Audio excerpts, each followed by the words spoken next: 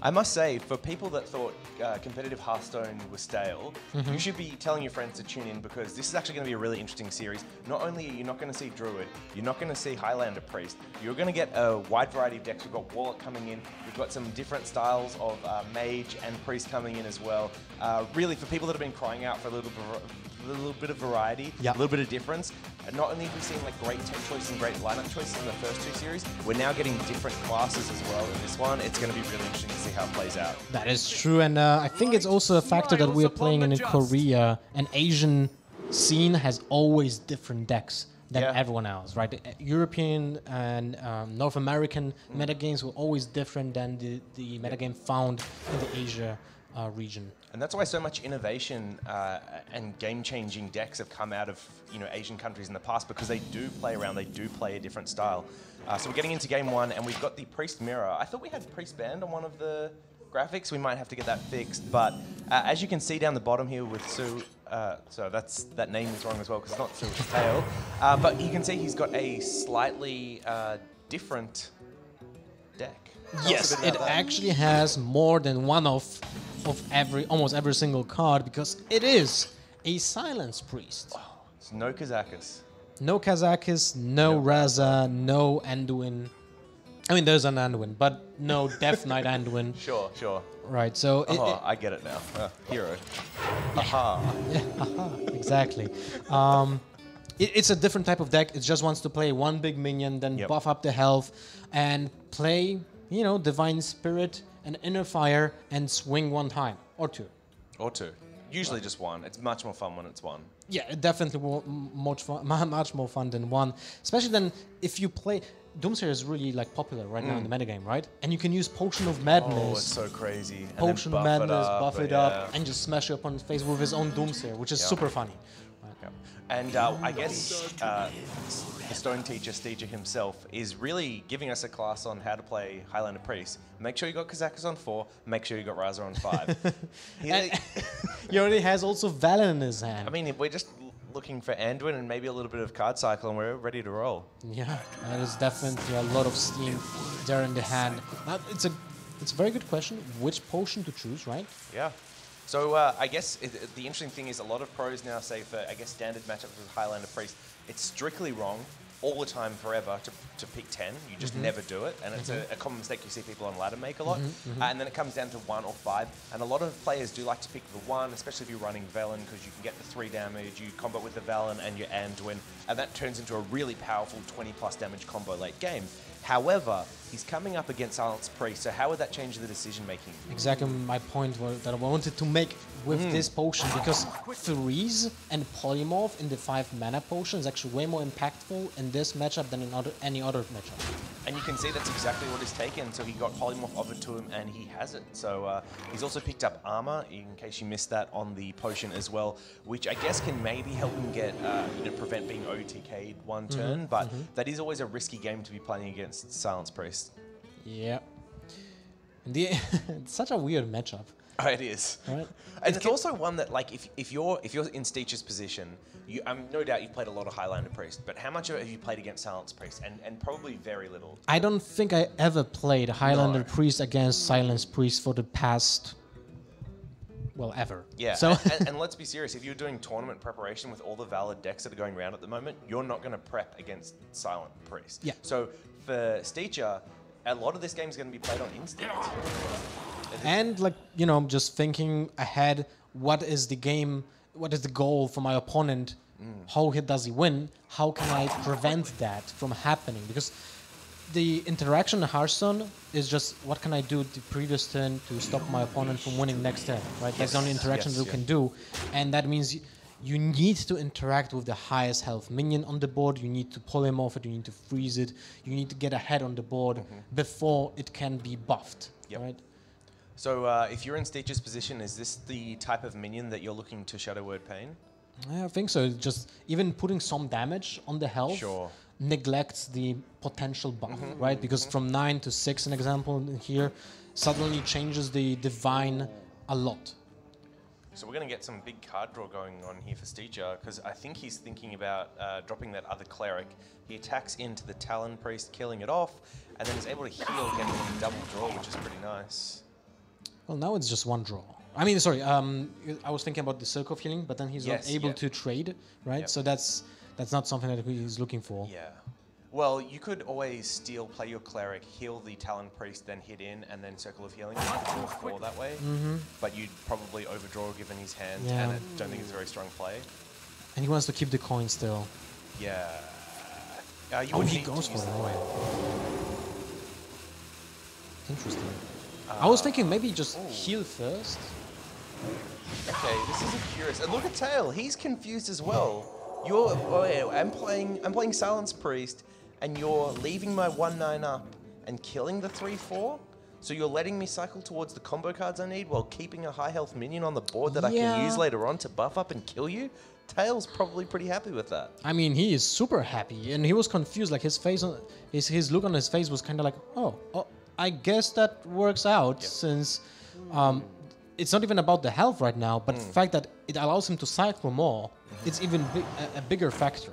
So there is one thing though. There's one thing that this play does signal to Tail. That he might have another way of dealing with it. So what other ways does Highlander Priest have? You've got Silence, you've also got the Shadow Word Horror, and you've got the Kazakus Potion, which you haven't seen yet. So that's the only thing that Tail doesn't have to consider. Like, maybe that I can get a hand read off that and I shouldn't play it too much. But at the same time, Steacher actually didn't have an answer. He's got Horror in his hands. Yeah, but he had to draw it, right? So when he made the decision, it was like, kind of weird. Yeah, very interesting. But I probably preferred clearing off the Cleric because the Silence Priest getting draw is more important.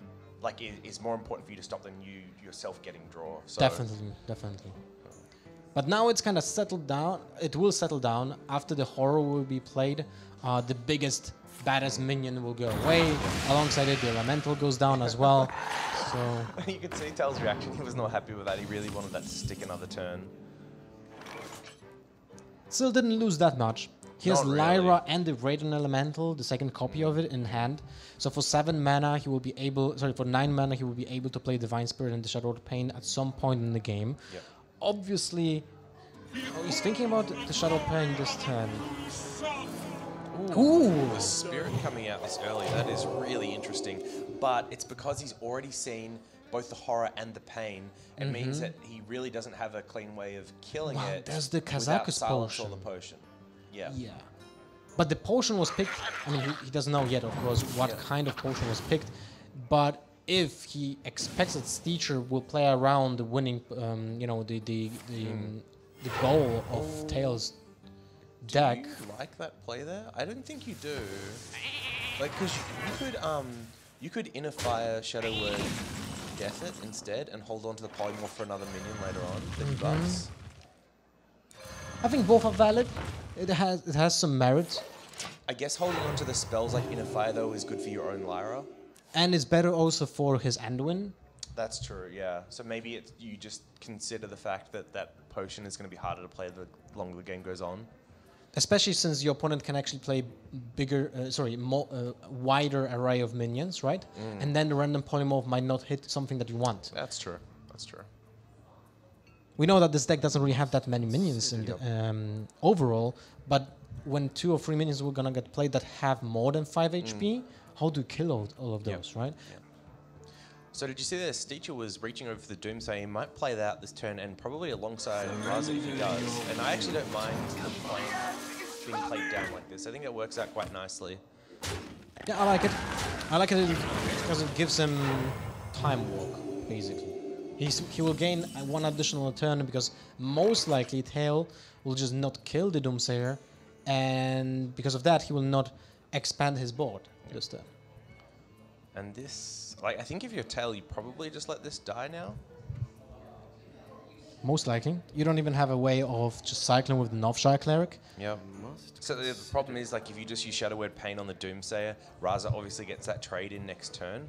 Now you could use the Holy Fire combined with the Shadow Word to clear the board and keep your Ancient Watcher. The problem is you haven't seen your Silence yet, you haven't got your second Divine Spirit to buff it up. It just feels like a really awkward situation that he's in right now. And the fact that he used the Lyra for just 1 spell and he used 1 part of his combo on that Lyra limits his effective range of the deck by a really huge margin. So interesting there to see Holy Smite being played out by the Lyra to generate a free spell, given that one of Valen's in the hands. To be honest, I like it. Yeah, I think the fact that between 2 damage and 4, there's almost no difference, especially when you play against high health minions. Yeah. While you can get a potential just removal spell from the random effect of Lyra, or even can get an example Thought Steal, which is also amazing in this case because you play against a class of your own, so almost all of the cards will be actually impactful in this matchup. I guess my thinking is, if you're in Steacher's position, Tail's got 2 threats left that you need to be concerned about, and they're the Humongous Razorleafs, the 3 mana 4/8s. So if on one of the turns that one of those comes down, you're able to play Valen and then put it to 4 health, all of a sudden it can't be buffed up to a position where it's really threatening. So by being able to put the extra 2 damage on it like that, when the turn it comes down, it kind of like helps prevent that minion being scary, and Priest basically can't interact with the Humongous Razorleaf at all anymore. Unless the potion's gone, right. The horror combo's gone with pint-sized potion, so it would have to like be buffed over 4 or reduced under 4. Yeah, that's a good point. Yeah. But at the same time, even when you damage it to just 4, it can be healed to 6. Yeah. Then it can be still buffed to like an enormous size, right? So he would have to have another minion the same turn to attack into it. I think it's a very close call. So I can understand his reasoning right now. It's still like, look at this. This game can go either way. It all depends on the card draw from both sides right now. That's true. It's a very interesting position that we're in now because both players have a lot of cards in hand. But if you look at Steacher's hand a bit more closely, only the Velen is really that playable as a card. The other 4 aren't that great. You probably want to hold on to the Shadow Word Pain that was generated off the Lyra, given that you've got pint-sized potions. That is one way of actually killing a Razorleaf. And if you look at Tail's hand, he has got a card that could help him draw, a couple of cards actually, in both the Cleric and the Purify. But the Cleric has nothing to heal at the moment. Actually, it's been given one now. And the Purify, you need to hold on to for silence targets, or despite the fact that you have 1 silence. You can play around with it a little bit, but you do have to be careful about how you use your silence cards. Because it's possible in this Priest deck to play one of those, 4/8 minions that you need to hit silence on, and just don't have the silence to do it in the end. So, especially when you already played Lyra and you didn't just cycle so many cards, right?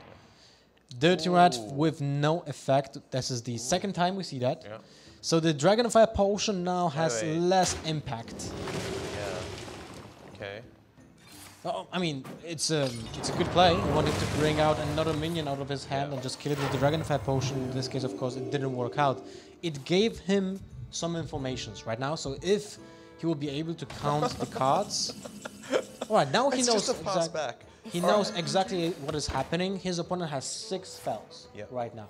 And this is actually very impactful. Oh, here we go. All right, Tail's setting up now. The thing is, he does have to be careful about what he's possibly playing into, because he does know there's 6 spells in there. So Dragonfire Potion's a possibility, something he could be playing into. He does have to be a little bit careful here. All right. Well, the Pin-Size Potion with the Shadow Word Pain, as I mentioned, is one of the answers against the Humongous Razorleaf. So that can happen. Is there something smarter than that we can think of? Well, he can use the Potion of Madness the same turn. So attack first. I'm just trying to think, like, if he steals the... So he's going to steal the Cleric and then get the heal off it? Which is... This is still a play because he's going to give the Cleric back. I'm so confused by this play. So at this moment, Steacher is almost saying, like, I'm fine with the Cleric not dying and for us to both get a draw off this Cleric. It's quite interesting, really. Yeah, it is. I mean, we have seen this. This is a consistent play with what he was doing before, right? So he has this idea of, for him, this idea of this matchup is just not about the Clerics. He just wants to be faster than his opponent. Tail is, I love watching Tail. He's quite an expressive player. And you could see, like, he was like, are you serious? He got pint-sized and had the second Shadow Word Pain off the Lyra, like, are you kidding me? Aokenai is actually impactful here as well. You don't want to leave that alive. Yeah. Especially with this 0 mana hero power, it can be squeezed with, you know, alongside 10 little mana. pseudo Advin. Yeah, it's kind of like way weaker, but it is impactful. Yeah. Although we have seen the Circle of Healing. Yeah, that's already been played. And that is the, I guess, Akanai is one of the more interesting cards that people include in Highlander Priest, because not everyone does it. And it's effectively like, do you want to include it with Circle of Healing and play like that one-off combo, which comes off like very % of the time, but when it does, it can be super impactful. So Cabal Song Stealer and the attack both being played, so overextension, like heavily overextended into the board. So Dragonfire Potion would have been... Yep. Or Anduin would have been great here as well. But yeah, I mean, from the last couple of turns of no action, he knows that he doesn't have Anduin. Because you would like, you're not looking to get value on Anduin off this, because it's very unlikely that Tail will ever be in a position where he would leave a like a Razor Leaf get buffed by Inner Fire and leave it on the board for Anduin to so you just play that one.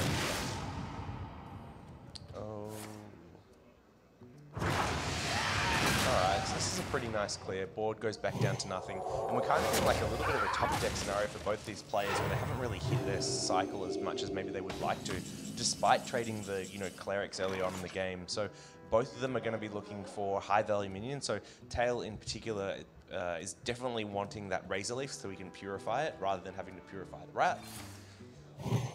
Well, he's cycled definitely, right? Shadow Vision. Yeah, he's got double silence. He used one Inner Fire, he used one Divine Spirit, so this is the second one. The Powered Shield, although important in this matchup in general, it's a little bit too late for it, I think. Like, it's kind of interesting because I think you're right. Like, the Power Shield is quite late, but he does need to hit the other Razor Leaf before Steacher finds something like Edward. Well, he has the potential of the Dirty Rat, right? So this is 6 HP 12, potentially 24. And if he gets... Alright, well, here's the Humongous, okay. So that threatens 16 next turn with the Divine Spirit Inner Fire combo. Tail is going to use a Silencer to prevent the card draw, which I really like. I think that's quite a good play. That is actually a very good play. He knows that his opponent's hand is just useless. Has nothing to do with whatever is on the board. Dragonfire Potion. So a couple of turns too late. He really wanted that on the earlier board that Tail kind of extended heavily into. So now he has to count, is it potentially lethal from Tail? And even if it's not, is it worth it to just damage those minions to prevent the maximum output of damage? And I like the decision to just play the AoE. Alright, this is pretty good. Tail's got a chance here, he's still got a chance. So his win condition now is to hit the second Divine Spirit, and he will be able to do that with Shadow Visions. This is going to guarantee it. So all he has to do is wait, hope that that Razor Leaf survives one more turn, and he's going to be able to set up the OTK. I don't think there's any other way of killing that Humongous Razor Leaf from Steacher. I'm just looking at the deck list. So at least if he gets Anduin, he can put it down to, like he can deal 4 damage to it next turn. Actually, he can deal 6 damage to it, so we can put it to a 4-1. That is true, and I don't see any other way of dealing with it. Huh. Well, that's unfortunate, I would say. Yeah. For Steacher. All right. He must be very close to, like, very few cards left in his deck, because if we look at Tail's list, I think that's his last minion, and he's only got 1 spell left. So he must be on 1 card remaining. Well, yeah, he's on 1 card left. Acolyte of Pain is no good, so Tail's going to take this first game. It gets buffs to 9, that's 18, 36. That's more than 28. So it took a while, but Tail finally found his combo. He must be on last card left. Yeah, there you go, 1 card there. That's the 3rd Divine Spirit. Well, that's a quite neat hand, right? Yeah. Keep going, buff all the way. Let's go. That's a lot of damage. 32 with 1 minion. That's, I mean, that's the way the deck wins, right? It's pretty sweet to actually witness such a huge attack. Although I think Blizzard should add a little bit of different animation when the damage is more than 30 in one swing. You know? I must say, even as a bystander, it feels so cathartic to like see this 64 damage to face. It's like so weirdly satisfying, especially against the Highlander Priest. Yeah. Like the fact that innovation like that gets rewarded, dealing the 64 damage combo. Yes, it took him a while to find those last two cards at the bottom of his deck, but oh, it was good to watch. It was, and we played Conquest. So this is the time when it just gets checked. You're not gonna play this deck anymore, right? But Steacher is gonna play the Priest at least. I mean, maybe if he will lose further times with another deck, then he will not. But most likely we'll see the Highlander Priest from Steacher again in this match. Yeah. So let's maybe go through some of the other decks that Steacher brought, because he did bring Rogue, Paladin, and I want to say Warlock as well as his last three. That is correct.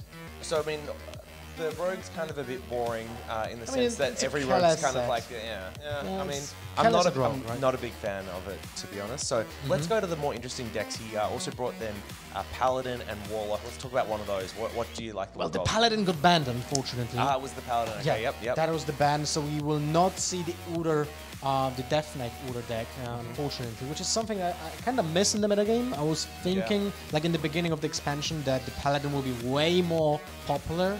Right, because it seemed like the metagame will a little bit slow down, especially after the nerfs, and potential of combo like that will actually be bigger, right? But at the same time, the combo decks, the control decks became very efficient, and the Paladin is not as efficient. It lacks the card draw, it lacks the potential blowout win, right, straight away, right? So I'm not really surprised that the Paladin now is a little bit behind, but decks like the Contra Warlock is amazing to see, but we're gonna stick to the Priest this time. So let's just focus on that. And I must say, Tail has picked a pretty good deck to queue into Highlander Priest. Yeah. The Rogue, especially if it hits Keleseth on 2 here, is able to wreak absolute havoc against that deck. And I would say that the style of this matchup is very similar to what you used to see in like Token Shaman against either like Priest or Jade Druid back in old metas, because you're able to space out your threats in a way that the Priest can only deal with like 1 or 2 of them, and then the Tempo Rogue just reloads again with these big buffed minions, either from Keleseth or Bone Mare, and eventually you're just able to chip them down through multiple turns like that. So this is, I'd say, a pretty favored matchup for Tail. Probably, I want to say like 65% is where I'd put it at. If he hits Keleseth, yeah. I'd say even without that, it's still probably 60%. I mean, while we do talk about Keleseth and its high roll potential, this deck is still very strong against Priest without it. That is correct. That is correct. It's definitely not as impactful as, like, an example, hitting Kazakus, you know, or Reno Jackson in the past, right? Because those cards are basically the bread and butter of that deck, right? And especially Keleseth in this deck actually makes a huge difference. With the Shadow Steps, it's like a different deck. Yes, exactly. So there are a couple of important cards though for Steacher to hit throughout this game if he is going to stand a chance. Kazakus is definitely one of them. It gives him access to another AoE and maybe more board removal than the deck has otherwise. The Dragonfire Potion is another important one. A lot of the minions end up getting to 5 health with the Tempo Rogue, Bone Mare being a 5 health minion itself, and usually if it's buffing something like a 1/1 like a Burglar, it's going up to 5 health as well. The third important card, and I mean it's kind of important for every Priest matchup, but the Anduin as well. Once you do transition to the late game, if you see a big Van Cleef, you see that big Bone Mare, then the Anduin is another way you can close board. So for Steacher, it's about hitting those AoEs that is able to, I guess, keep pace with that Tempo Rogue, and then once he's got the Anduin online, being able to push that face damage. Yep, it's pretty good analysis. And by the way, Tail is playing actually 2 Bone Mares. Yeah, let's go. So that's something that is a topic of discussion for a very long time. There's a player like an example, Reynard, was saying that Bone Mare is a fantastic card, but he doesn't agree with a lot of people that are putting just 2 copies of it. Because it's such a slow card. It was the same discussion with cards, an example like Defender of Argus. And that's for 4 mana, not 7, right? Well, I guess this kind of comes into play as well with like Bloodlust as well, in the sense that these cards are all like finisher cards for their deck type. So Argus was almost like a finisher for Zoo, where if you hit a good Argus you win. Bloodlust, if you hit a good one, Token Shaman you win. And Bone Mare, in Bone Mare decks, often if you hit a good one of those, you just win the game as well. So whenever you have a card like that, it's often you run 2 of them because you want to get that potential to hit that card as often as possible, but you have games where it just ends up being a dead card. And Bone Mare, I'd say, is less so than Bloodlust, for example, because you can always still play it as a 7 mana 5/5, but it does have that same kind of pattern behind it where it can end up like that. All right, well, very good play by Tail, by the way. He had an option to buff his Edwin into a 12/12, but he didn't go for it because he knows that the coin will be impactful with the double Bone Mares in the deck, actually, and a single Shadow Ward Death just renders this Edwin useless, right? So having a difference between 8 and 12 is not that big, especially since 8 is game ending anyway, if it connects to the face twice. While, you know, a difference will be like 3 in example, because then Pin Size Potion gives it, it makes it into the range of Shadow Ward Pain and so on. So very good decision by Tail not to overextend. He still has a way of refilling his board with his hand, so very well played. Yeah, I'd also say why he played the Edwin like that definitely plays into the board. So he already had 3 minions on the board, then go all in on Edwin on like a turn 3 where you normally wouldn't, you know, give respect to the Shadow Word Death. But yeah, very nice there. And wow, he's got like a really full hand for a Tempo Rogue, right? It's one of the cool things that Tempo Rogue can do. Just generate these random cards, and if you're playing against Priest, you find Thought Steal, and then you've got more cards, more value, more fun. Yeah. Kind of unlucky that he didn't have the Edwin for the next turn, because then he could have played Shadowcaster. Yeah, that's a really cool combo. Love that. Shadowcaster is one of those really awesome fun cards that I'm super glad is now finding its way into some competitive decks, because I think the card can be quite impactful in the game in a skillful way, and it's interestingly designed, and it's not like an RNG type card. But it's always just been a little bit below the power curve needed to fit into Rogue, so it's awesome that it's actually found its way into the Kelseth deck. I think it would have been way overpowered for 4 mana, an example. Insane, yeah. You need to lose a lot more of its stats to be... I mean, the stats are not even that important because the effect is such a powerful trigger, right?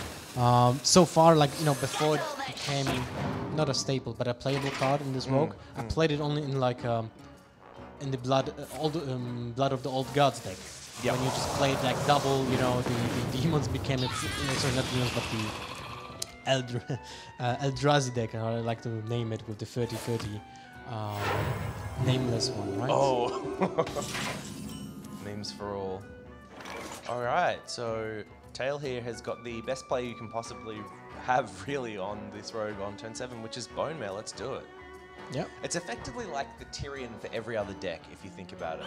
Because like you hit turn 8 and you've got Tyrion, you play Tyrion almost without fail, and Bone Mare's effectively the same thing for everything else. There's no better play than just having Bone Mare.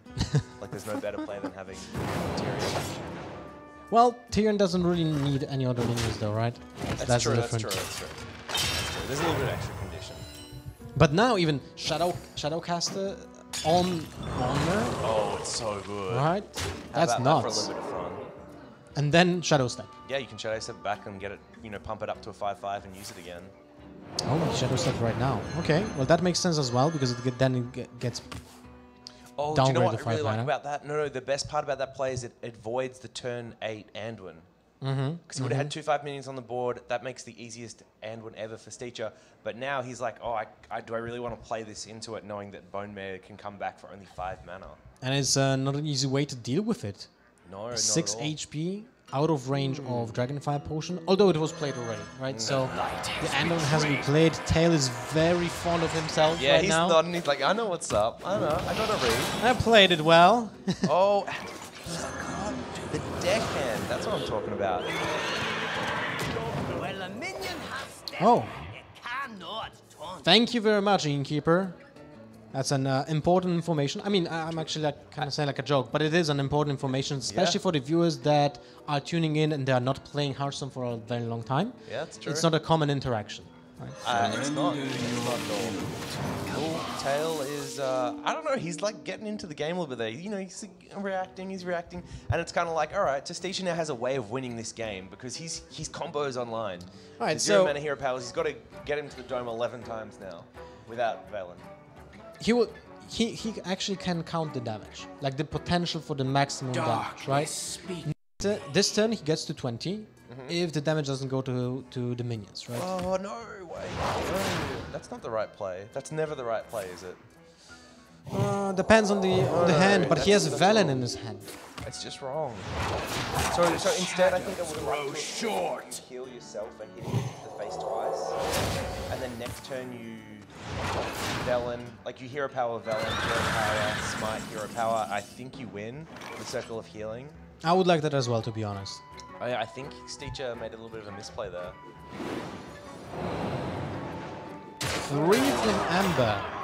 Well, Okay. Alright, so let's think about this for a second here. So your tail, you need to hit 14 damage, assuming that there's no heals on Steacher's side. And there is actually 2 ways, because he hasn't played the Priest of the Feast either, so he can heal off that if that comes down. ooh, charge Devil's Art. That's 7 damage to the face. And this is a fantastic interaction as well. Battle Cry, when it is played, it cannot attack the opponent's face. But when it's summoned, SM Walk, baby, let's go. Yeah, the Devil's Art, actually very cool artwork. I don't see it often. Probably it's gets most of them played by cards like that, like 3 from Amber and... It's a really popular arena card as well, like very strong in Yeah. arena. I mean, Arena, of course. Yeah. Dark. So Although- I see it a lot from that, yeah. I have seen a Reddit thread about someone who got like a quadruple Devil's Art from Evolve. Oh my god. And then it just slammed his opponent's Yeah. face for 28. How do you do? Alright, so focusing back on this game, Steacher is in a bit of a tricky position now because he's used all of his ways of removing high health minions with both, obviously, Anduin gone, it's in play, and the Death's gone as well, and the Kazakus Potion's gone as well, and he's struggling to actually remove these now. He's got the Greater Healing Potion coming online, so he is going to be able to clear off the Shaku using the hero power, and then with the Cold Blood on the Kazakus, he's able to hit onto the Devil Sword and kill that too. But that is a lot of resources that's just been thrown into 2 minions, and he's actually running out of cards in hand. I'm really surprised he's trading right now. Dealing 9 damage to his opponent's face would be an amazing switch of tempo in this matchup. And his opponent, like Tail, Steacher exactly knows what Tail plays, right? The deck is not really that surprising when it comes to the output of the damage it can do. So with 19 health and his opponent not playing Eviscerates, right? Because there's Kaleset in the deck, so you don't have Eviscerates. You have Cold Bloods, of course, but having 2 Cold Bloods in that hand is not really that like possible, especially since one card was generated from Shaku, so he knows it's not a rogue card, right? Yeah. So he could have thought about being the aggressor, switching the gears, and just dealing 9 damage to the face, and maybe finishing up next turn. But I mean, I feel like as Priest, it's almost always wrong to not just start throwing damage to your opponent's face. You know you can set up 2 turn lethal, and they won't kill you next turn. Yeah. And I feel like Steacher's given that up that opportunity twice now. Yeah, definitely last turn. I can agree about that with the Devil's Art trade. The previous turn, it wasn't that visible because there's a lot of potential damage that can go through those 2 minions. But I still agree because there's a potential of cards like silence to silence the Shaku with the I think it's this lethal, might be right? over here, so he's got 4 damage. He's going to be able to Potion of Madness, hit another 4 in. The deckhand will deal 2 to face. He's then got silence and the healing, so that'll be another 4 for each of those. And I think that's just going to be it right here. It isn't? Yes, the circle Yep, thing is this awesome. is it. Yep. And that's going to be game. And I was talking too much and I didn't focus on the game. Well, but when you think about it, this wasn't a possibility if Tail didn't play the deckhand. Correct. So this is a weird play from Tail as well, to give one more possibility for Steacher to play a card, right? Yeah. I think he was getting into a little bit of a desperate position though, where he needed to find a way to push lethal, and he was kind of running out of cards himself. And given the Anduin does end up having the inevitability. But you do have to kind of wonder, like looking back at the game, where did Tail go wrong? Because it felt like his early game, his opener was pretty strong. He played the Van Cleef out well, and then did have a lot of value in his hands around that mid-game, but just wasn't able to capitalize that into a win. So, were there any plays that stood out to you, or does it just come back to what we were talking about, the keys to success for Steacher, which was effectively hitting those AoEs and hitting the Anduin, which he did? I think there's... the fantastic turn from Tail was the fact that he Shadow Stabbed the Bonemer, right? Oh, yeah. But Yeah, that was so cool. Yeah. After that turn, I feel like he didn't have to play the second Bonemer immediately. Because he played the Shaku and played the Bonemer. Yes. Maybe he should have gone wider then. Yes. Because he had the option to display more minions. Yeah. And benefit from the Bonemer in the turn after that, because maybe he would have had better trades. An example, maybe there was a possibility of just dishing more damage because of that, because you play multiple minions rather than just Bornemer, right? I must agree, because he had one of the things I got excited about was he picked up Deckhand, which you can then combo with Bone Mare to finish off the game later on. And rather than thinking about using that at all, he just played the Bone Mare back out for a minion that didn't have charge. So very weird. Now Tail's got a big smile on his face, which I can assume means he probably drew patches. Let's see. Ooh. Let's go. Now he has patches. And now Steacher also knows who has patches. He's smiling now too. I love it. Oh, so good. All right, so like basically on the trade of turn 1 here, Steacher's straight up ahead. Oh man, how can you not cheer for Tail? He's a very lovable guy. Yeah, I love him. He's enjoys it. Yeah. Although he's not winning right I now. love playing to show a bit of emotion. It makes it so much more interesting. Like I think it was both the caster and just when I'm viewing my free time to see guys really get into it like that. Then rather than trying to be like I have no emotions. I don't tilt ever. I'm the only guy ever that has never tilted. And inside he's just burning. Yeah. I much prefer the emotion. I think it's awesome. And it's a difference when you play face to face, like when you see your opponent. An example, like, I would love to see an environment when the players are sitting like next to each other, like in a traditional card game, and can talk to each other. Oh yeah, and you can hear them talk to each other. That would be an amazing feature, I think the closest we get is in HCT, right, where they get to sit across each other and they kind of like smile and look at each other. But I would love to like get the talking going as well. I do think that's one of the things that we maybe lose a little bit, but yep, I agree. Perdition Blade, not a card that was in the deck in the first place. No, but hey, it's getting some great work done right now. By the way, trivia. Perdition Blade in World of Warcraft TCG was, at some point of the game, was one of the most expensive cards in the game. It was doing exactly the same. It was pinging when played. It was just a 2-mana, 2/1 weapon that pinged for 1. But it's such an impactful card in the metagame because of the 1 HP minions. It was an incredibly rare and powerful card. So it was super expensive. So if we go even further back to WoW, the original, wasn't Perdition's Blade like one of the strongest rogue weapons for vanilla? I have no clue. I'm pretty sure it was, but maybe that's like 10 years ago now for me, so it's a bit rusty on Well, I was playing the vanilla World of Warcraft, MMO, but when I was playing it, I had also a full-time job, so my only playing time was like at around 7 AM before my job, and no one else was playing at the time, so I was just soloing it, so it was quite boring, unfortunately. This guy's toast. All right, so he's Tail here's going to clear out the Shaku, which is great. You never really want to see that get much more value than just the one hit. And Steacher hitting what you want to see as the rogue, and that is Prince Kelseth. With Shadow Step. With Shadow Step, yeah, we can really go off here. But with that said, and I feel like we haven't talked about this all, and we really should. He's playing a wacky rogue list. He's got the elemental version in where you've got Blaze Callers, you've got the Fireflies as well. You run the Fire Plume Phoenix? Yes, Fire. Yep, that's him. That's the one. I mean, I'm not surprised with the Phoenix, because that's something that you see often in all of those decks, like at least one. It's just a good 4-drop. With Shadow Step, you actually use additional damage, so it's like an additional agent, right? But I can agree definitely about the Blaze Cores. It's not something that you see every single time. Yep. Right? I guess it gets to the point where it's like Tar Creeper's good in this deck anyway. Firefly is pretty good in this deck anyway. We're already playing those two, and maybe Blaze Call is worth playing because it's very similar to Bone Mare in a lot of ways. But instead of buffing, it's killing or removing. So then then the fire.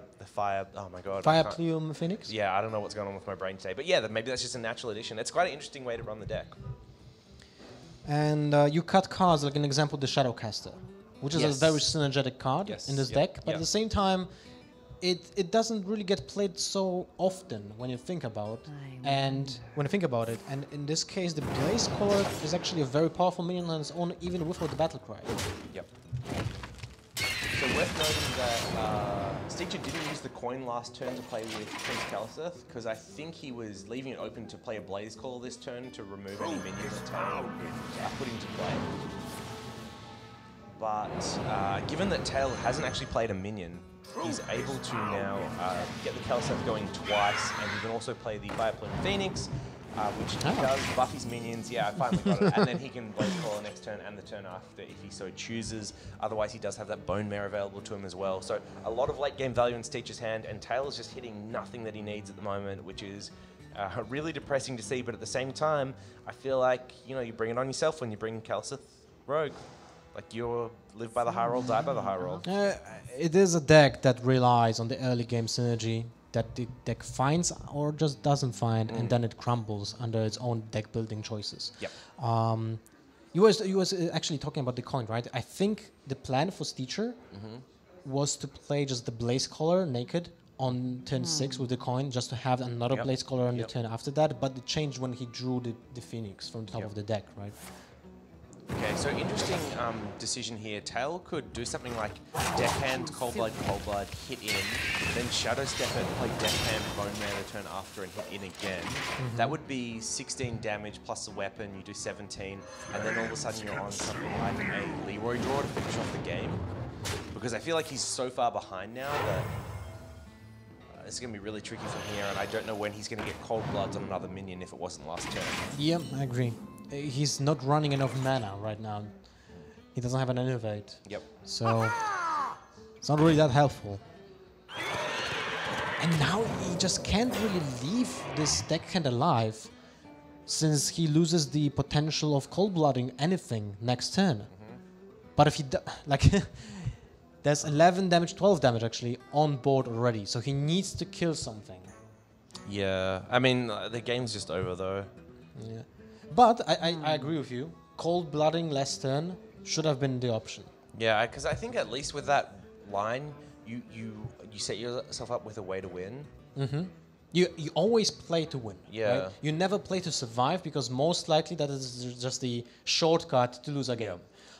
So potentially dealing the maximum output of damage on the turn when you can't spend the mana, and you know that next turn you will not have the mana until like turn 9 to play the Cold Bloods again, it's a potential for disaster.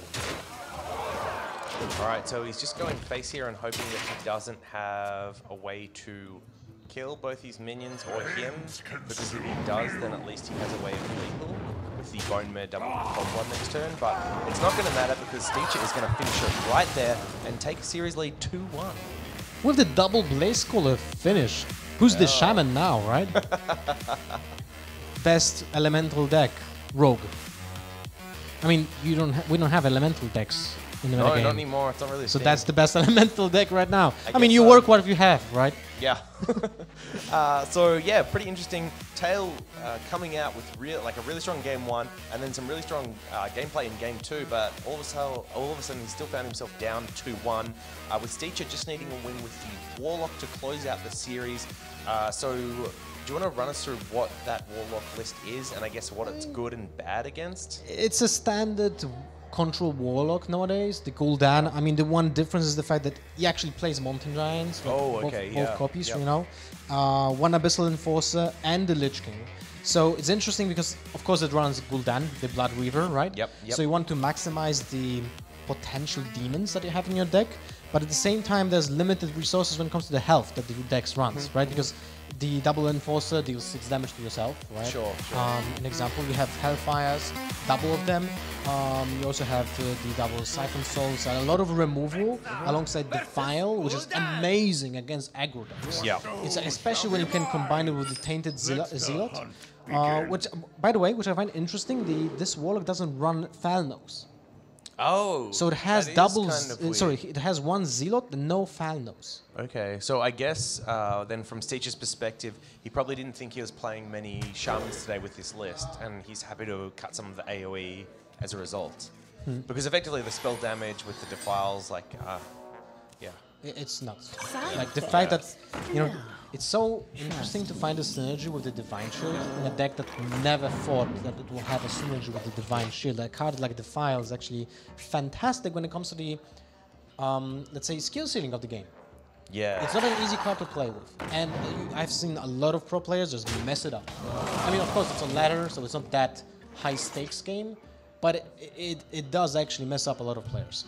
All right, so let's jump into the game here. So Steacher has had, I guess, curve turn 1 and turn 2, which is not something you really always expect as the Warlock, but being able to find the Mistress early and follow up with a Crawler, a pretty good opener just to make sure the Hunter doesn't snowball him. Tail, on the other hand, he did have the 1-drop, and now he's got a choice of, on turn 2 here, of any card in his hand, comboing with the coin. The play out to me straight away would be the Hyena. You play that on the board, you pump your little cute little tiger boy in, and then he pumps up to 4/3. So Steacher would need to have one of those 1-mana pings, whether it be Mortal Coil or the Defile to clear that up. Defile obviously not being that great, but Mortal Coil being a nice way to do it. Alternatively here, Tail could look at maybe playing out the Crackling Razormaw, or he could even consider playing the Kindly Grandmother. I don't like the Kindly Grandmother. I would say the bow is the best. Okay, why is that? Because when you think about Hunter in general, the deck loses when it loses tempo. Sure. And bow is one of the tools in the deck that allows you to get the tempo back and also defend your very fragile minions from being traded in. In this case, the Hyena jumps out directly in this case. It's a potential threat to be game ending, right? But at the same time, every single minion that has at least 2 attack can be combined with a Mortal Coil. Yep. Or, even after the trade with the Hyena when it gets buffed. So it's very important to just get that tempo swing with the weapon as soon as possible. Ooh, okay, interesting. So Tail's got a couple of choices here. You can either Deadly Shot or you can Spellbreaker onto the Drake there. What do you like the look of? I mean, the Spellbreaker is amazing usually on the Drake, but at the same time, when you think about it, it just gives you +1 attack. If you want to trade for it, that's not really efficient. That's a really good way of looking at it. I like that, yeah. And I mean, efficiency is not really something that you associate with Hunter, but at the same time, I feel like in this case, you can't really lose the damage output. You need to attack with the Bear Shark as many times as possible. And the best way of doing that is playing tempo gain cards like Deadly Shots. It's the same case like with the bow. Yeah, I must say I do really like hanging on to the Bear Shark for a second reason. The Crackling Razormaw buff it up, and Warlock then has very few ways of dealing with it. Because Siphon Soul's the only hard removal. You then relying on 3 damage AoEs to kill it, but if the Razormaw say gives it +3 health, then that 4/6 is actually really difficult to deal with. Yep. Unfortunate adapt. Now, actually, Tail would have liked to buff the boar instead. Yep. Because the +1/+1 on it would have make it awkward for the trades for Steacher, but now it doesn't really matter with the Hellfire, of course. Yeah, so we Hellfiring this turn? I think you do have to. Because our other option is we Siphon Soul the Huffer, and then we trade the other 2 minions into the Bear Shark. But then what's our turn 7? Yeah, I don't like that. Definitely Hellfire here. You're right. When you think about it, it's like, what's your follow-up? Yep. If you don't play the Hellfire now, it's most likely not gonna be played anywhere. Yep. Are we playing Companion? Okay, yeah. I definitely think Grandmother's coming down this turn. Yeah, okay. And we can Hero Power in. There are 2 options of playing this turn. Yeah, I like this one as well, especially after the Hellfire. Because you know that your opponent now is 1 AoE behind. Yes. A single Defile, of course, is a potential to kill everything on the board. But that doesn't really change much if the Animal Companion would have been played, because that same possibility is still there. Because you can get the Huffer again, and then it dies from Defile as well. So I like this very much because it sets up a huge threat that doesn't look like a huge threat right now. The Hyena can be buffed potentially to even 8 damage, especially if you play like a single minion and then your opponent just plays Unhindered Hound. And even that 1 Hound is +2 attack. Oh my, this is so reminiscent of old Hunter versus Handlock, right? Well, it is the natural prey for it. Yes, where the Warlock's like desperately trying to stabilize, and the Hunter's like, let's just go face Huffers all day. I don't know any other Animal Companion, buddy. There's the Defile. That's the this Defile. Clears, right? That Defile clears? Yes. He could have drawn first. No, he couldn't. Coil. You do want to get the Coil off and find maybe something else to play. Yeah, but then you mess up the Defile and you don't clear anything. Yep. Alright, so Steacher here needs to find Siphon Soul, or he can find a Void Caller, I believe. Void Caller or... Tar Creeper, probably? Tar Creeper would have done it as well. Most likely, of course. And that's going to be game. 2-2. That's Hunter takes it.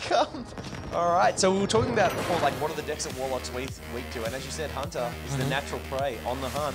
And very quick series leveler right there. So it's going to come down to Tails.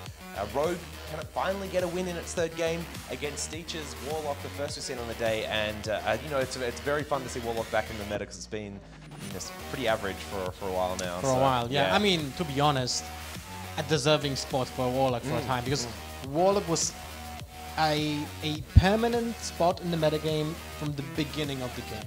Like, from beta, from 2013, Warlock was always there. Yeah. Like, alongside Druid, there was those two classes were like the potential decks that were most powerful in every single metagame. Combo Druid was never bad. Yeah, until now, when both Druid and Warlock kind of fell down. Although Druid's still very powerful, right? Watch yourself, Druid's never going away enough. You're in for life. For sure, I mean, the deck is still very powerful, but Warlock did fell out of the throne. Yeah, a long way as well. And what was really interesting was that hero power made it so powerful, so whether it was control variant or the Zoolock, you know, aggro aggressive, it was just good all the time. Kind of the same reason why Druid has always been good because of Innovate. Yeah. The ramp made it that whether you played aggro or control, like, it was always good. So it's, you know, they've Blizzard, to their credit, have done a really good job of finding ways to release Warlock cards that mean that hero power isn't so oppressive. And similarly, they've now fixed Innovate, you know, making it just the coin 2.0. So it'll be interesting to see, because I think Druid is probably going to fall off, especially once we see the Mean Streets of Gadgetzan go away. Rotating out, Yes, rotating out. All right, so match number 5. Tail, the pro here in Korea against the newcomer, Steacher. Heads or tail? Well, we don't. It would be so fun if he would actually be playing against a player that his name is Heads, right? Yeah, or he could be playing against the pro No Tail. Okay. That'd be pretty good too. I wouldn't mind that. Job done. All right, so let's look at this matchup. Which deck would you rather be playing? Who do you think's favored and why? I mean, in theory, the Warlock is a great anti-aggro deck. Okay. Because of cards like the File, Double Mortal Coils, the Mixtures of Mistress, Mistress of Mixtures, sorry. There's a potential to punish the aggro heavily, but at the same time, the deck is literally, I mean not literally, but metaphorically, a double-edged sword. Yep. Because of cards like Hellfire, because of cards like Abyssal Enforcer, it damages, and of course life tap, right? You damage yourself, so you do the job for the aggro deck at the same time. But there's a lot of potential when it comes to defensive cards. So Siphon Soul, the Tark Creeper, as you can see right now, is a huge roadblock for the Rogue. So, and Gul'dan, you know, that's... Well, yeah, Gul'dan is pretty sweet, but it has to be turn 10. Yes, you're right. It's very interesting. Warlock, I guess, has always been like this against aggro, where it's very vulnerable early on, but as soon as it stabilizes, there's almost no way that you're getting around the big minions and the heals and stuff that it can find. So, I mean, I love the old interaction between Molten Giants and the deck, you know, because it felt like it's designed for Warlock because of the life tap in the cards that the Warlock has. So Molten Giant just felt right, like in the place of the deck, like the deck has a soul. And I thought that Blizzard didn't want to change that soul of the deck at any point in any given point of the game. But Molten Giant will change, and now the deck is completely different, right? Yep. Okay, so awkward turn there for Tail, where he has to use the SI agent to not only combo and trade in to get some damage to face. And the problem for Tail is he's now got 3 cards in his hand that desperately want things to combo with, and he doesn't really have those pieces. So quite awkward there. Now he's got a couple options. He can Shadowcast it, or he could probably play Shaku, you know, and then re-dagger. The interesting thing, I guess, about Shadowcaster is if you play that in this turn on, say, the SI agent, the next turn you can kind of do something like Patches, SI, and maybe you get another 1-cost card or 0-cost card, and you can Edwin as well and build like a decent-sized Edwin. Hope that Steacher misses on the Siphon Soul, and that's a way to win, because this start has not been great, and it's another series we've seen where Kelsa Throg is yet to hit Kelsa. Yeah, the card is, you know, a one-off, so mightn't even be drawn at all, but at the same time, I really love the decision by Tail here to Shadowcast the Firefly. Yeah. Because it gives him an option to buff Edwin 3 times. And it guarantees it, And I think that it's very important for him right now to build a win condition straight away. Because he's just losing the board. Yeah, whenever Warlock gets a clean Twilight Drake on 4 against you, you're always worried. And we're going to see, I think, a big Defile turn come out here. Yep, That's going to clear all of Tails' minions. It kills every single minion from Tails. That's actually huge. And when you think about it, beautifully played by Steacher. It's not an obvious play, especially when you start playing with a Warlock. You kind of need to learn those interactions. Mortal Coil being used in a non-intuitive way, right? Yes. You deal 1 damage first without drawing the card, right? Yeah. So I'm sure that Twitch chat is spamming right now, order, right? Because obviously you want to play the file first to draw a card with the Mortal Coil, right? Yeah. All right, so I think Tail has committed to a line here, and he probably needs to go fairly all in on this, I want to say, especially given that he's drawn Leroy. Yeah, but there's one unfortunate result of this play. Even when he plays all 3 one-mana cards, Advin is still not big enough to be safe from any AoE effect. That's true, that's true. But Steacher would have to sacrifice his board in that situation, right? He'd have to trade 2 minions in and play the AoE as well. All right, so Shadow Bolt is being thrown out, and then the second Tar Creeper. I mean, Steacher's really had almost every single anti-aggro piece you could really hope for up until this point of the game. Yeah. Double Creeper, he's found, Mistress of Mixtures, he's got the Twilight Drake on 4. It's been a pretty nice game for him. And Tail, without that Kalesef, is losing a lot of value when it comes to the minions, right? Because when you think about it, a Firefly, even a Soulseed Deckhand, Swashbuckler, all those small minions suddenly become really potential threats, game-ending threats, with just 1 buff from Kalesef. And it changes so much for the Defile when you think about it. It's so much harder to just trigger the Defile with 1 buff from the Kalesef. So there's a huge swing for Steacher here that the Kalesef losing. Is this over? I think Tail needs to hit AoE. I don't think like he has. Hellfire or Abyssal Enforcer, if he attacks into the Tar Creeper and then hits either of those 3 damage AoEs or Defile, he's in an alright position. But anything else, and I think he's just lost this, right? Spreading Madness, almost. Almost. It's 9 damage, it is randomly AoE. distributed. But I think that's it's not going to be enough help. So let's think about the rest of this turn here. So we can, I guess, dagger down the second Void Walker. I think he needs to play Spreading Madness right now. And hope you high roll. And hope you hit all the opponent's minions, and then you do... I mean, he's put a lot of minions on the board, so this is the highest odds you'll ever probably get in this game to get a good Spreading Madness off. Exactly. And you can very quickly understand why that card never found competitive play. Even in this situation where it's probably one of the best positions you'll find, you still don't really want to play it. Interesting. I think, in this situation, it feels like most likely would have to play it. Although he did find a position when he deals with the most of the board and sets up maybe a minion. No. This is so good for Steacher. We're just playing out our Dreadlord. We're hitting into both the Edwin and the South Sea Captain, and we're just leaving Shaku on the board as a 2-1. This feels pretty good. You're going up to 22, you've got board control, and you just need to survive 1 more turn until you're Gul'dan. And at which point you're getting both of your Void Walkers back for turns. I like the decision to actually kill the Shaku. Because the Shaku can give him something that is game-changing. Yes. Very true, very true. All right, so now we've got to Spread Madness. We attack into the 4-5 and Spread Madness. Do you need to? I feel like every single point of face damage is just so much. We just got to high roll as best we can. You just go 3 damage to the face, play Spreading Madness, and hopefully everything goes to your opponent's side of the board. Yeah, okay.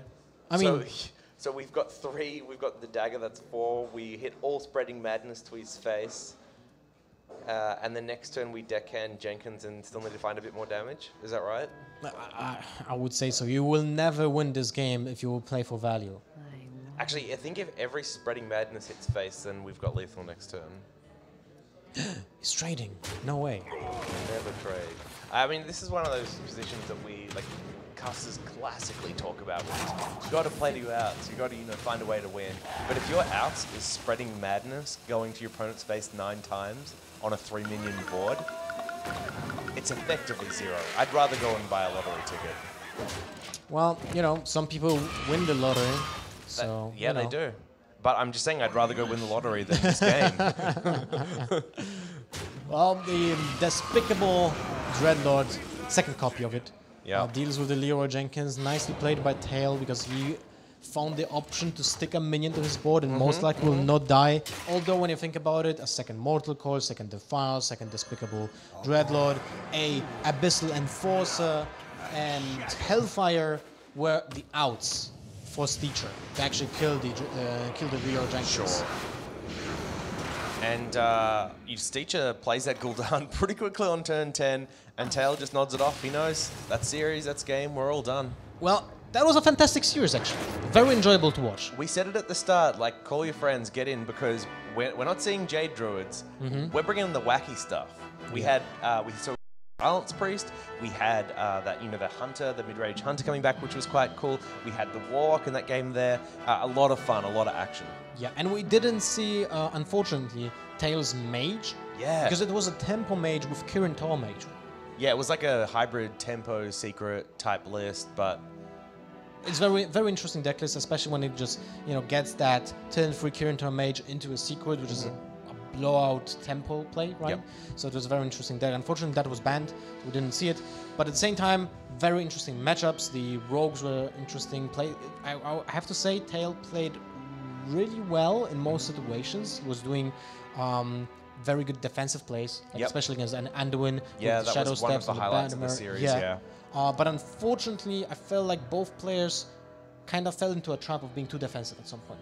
Yeah, we definitely saw, and that Priest game we were talking about was another great example where Steacher probably could have gone for lethal a bit earlier and guaranteed it a little bit earlier than what he did.